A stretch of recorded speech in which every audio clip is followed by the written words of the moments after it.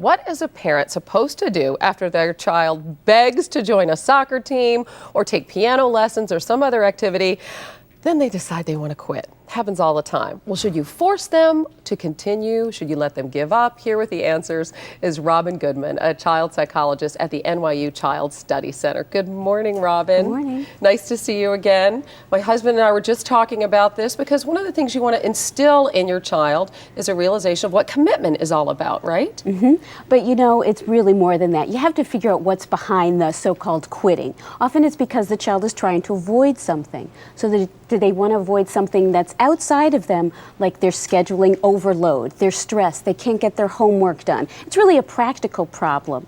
Or let's say you have a lot of peer pressure and there's a kid that's picking on your child, or you have a coach that maybe is being a little negative, not letting your kid play, or even, you know, I hear ballet teachers telling kids they're too fat. So those are very concrete, real things. There are also things that go on within a child too, right? Yeah, that are a little harder to see. They may just not have the skill and they're hiding that fact. They may feel a lot of parent pressure about what they think their parent wants them to do. They may not feel good enough, so it's a self-esteem problem. They're thinking about how their older sibling did it and they're never going to win those ribbons. A perfectionist, right. Right, or sometimes all the cool kids are doing it, so they really want to be cool, or they really want to be popular and all the girls are into cheerleading, or let's say it's the uncool thing to do, and how do you handle that when you're off going to chess or ice skating and everybody else is now doing soccer and pottery?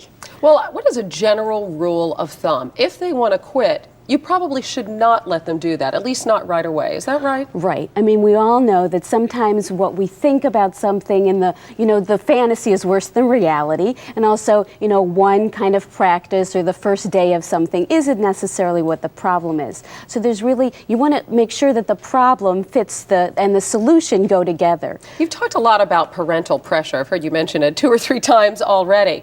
How does one avoid putting too much pressure on their child, encouraging them instead of putting pressure on? One thing is also be very specific. Talk about, you really had a lot of stamina today, you really hit really well today, or, your team was really glad to see you today. It's not about, oh, you made me so happy, or I was so proud of you. It's really about what the child is getting out of this, not what you're getting out of it. It's not always about winning or losing, too. And you also say help them solve the problems, whatever they might be. And maybe if they're feeling stressed about homework, well, do you have to carve out time, do it at study hall, maybe rearrange their schedule on a different day so that they feel like they are a little more in control and have some say in the decision. And testing the waters is not a bad idea before you jump into a full-blown commitment that might cost you a lot of money and time. Absolutely. You might want to have your child get up at 7 o'clock on Saturday morning and see what it's like on a cold day to go out for practice and get in the car. If they can do that, right, they might be in it for the long haul.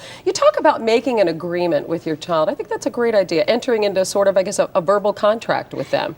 Even up front about what this is really going to be. And again, this is for older children that really have some of those skills at understanding responsibility. But even if they're going to quit, think about what that means. Should they now be spending extra time helping around the house? Maybe it's not just couch potato time. It's let's substitute something else that's really meaningful and works a little better for you in terms of your interests and your life right now. Sometimes there are problems, as you mentioned, with coaches. So it's not a bad idea to sit in and watch the practices, see how things go. If there's a problem with a coach, should you address it directly with them? Yeah, parents are still their child's best advocate. And also kids can't be expected to really confront an adult about that kind of thing. So go check it out. Talk to other parents because maybe there's a lot of sentiment about this. And then see it as a parent-to-parent and adult kind of relationship you need to work on.